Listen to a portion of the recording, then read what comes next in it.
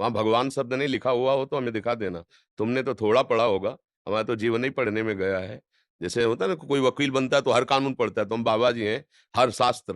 तो ये जीवन का अभ्यास रहा है, हर शास्त्र का स्वाध्याय, हर संत के समागम। तो कहीं ऐसा शब्द वहां नहीं है। दूसरी बात, भगवान का अवतार हुआ है मर्यादा पुरुषोत्तम। मर्यादा पुरुषोत्तम, जब मर्यादा पुरुषोत्तम रूप में अवतार लिया है, तो समुद्र भगवान का ही स्वरूप माना गया है।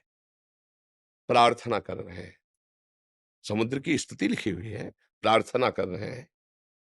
सामर्थ्य कितनी है, ऐसे देख ले और भ्रकुटी उठा दे तो पूरा त्रिभुवन भस्म हो जाए। भ्रकुटी विलास सृष्टि लय हुई। अवतार क्या है, मर्यादा पुरुषोत्तम।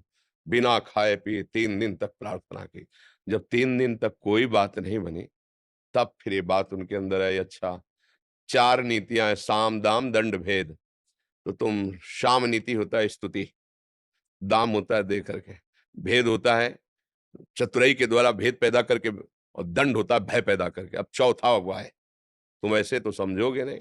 लक्ष्मण बाण सरासनानु, शोषो वारिद विशिक्र सानु, सठ सन विनय कुटिल सन पीति, सहज कृपन सन सुंदर नीति, ममता रथ सन ज्ञान कहानी, अति लोभी सम बिरति बखानी, कामी सम जिम हरि कथा, ऊसर बीज बय फल लाव अग्नि बाण।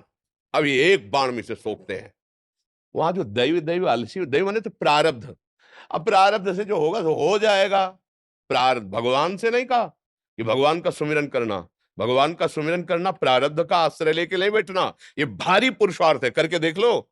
ये भारी पुरुषार्थ, मन को भगवान में लगाना सबसे बड़ा काम है। त्रिभुवन में इससे बड़ा कोई काम नहीं। आप लगा के देखो। तो अगर हम शब्द नहीं समझते तो ऐसा बोल देते हैं। और वहां भगवान का अवतार हुआ है मर्यादा पुरुषोत्तम।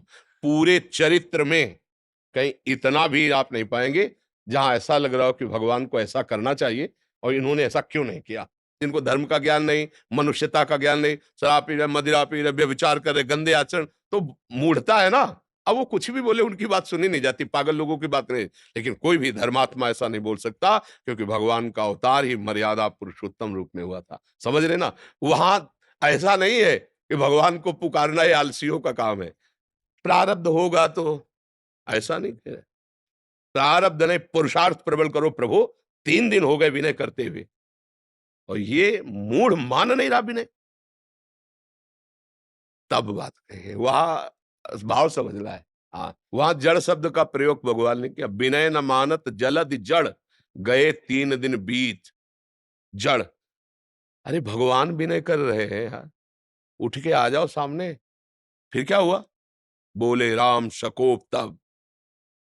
फिर क्या हुआ, कनक थार भरी मनगन नाना, विप्र रूप आयो। आ गए ना। और 3 दिन में आ जाते तो सम्मान नहीं होता। तो ये जीव की जड़ता बली रहती है। वो भयवश ज्यादा ऐसे कम समझता है। जहां जड़ता होती ना, अपने में गर्व होता है ना, महान हूं। देखो सब लोगों के महान परम पिता प्रार्थना कर रहे, पहले ही हाथ जोड़ते ही आ जाना चाहिए। 3 दिन उपवास करने का अवसर ही नहीं देना चाहिए। तो पर वो ऐसा, तभी लिखा है गोस्वामी जी ने कि जलधि जड़, गए 3 दिन बीत, विनय न मानत जलधि जड़। तो ये पुरुषार्थ और देव अलग अलग, दैव का भाव अलग, प्रारब्ध, ये प्रबल पुरुषार्थ की बात है। और भगवान का भजन, ये तो चारों से अलग है। धर्म अर्थ काम मोक्ष सिर्फ पुरुषार्थ से बिल्कुल अलग है। ये तो सीधे भगवान को अधीन करने वाला है। सुमिर पवन सुत पावन नामू, अपने बस करी राखे रामू। इसलिए शब्दों को हम समझे ना, बहुत आनंद की अनुभूति हो जाएगी।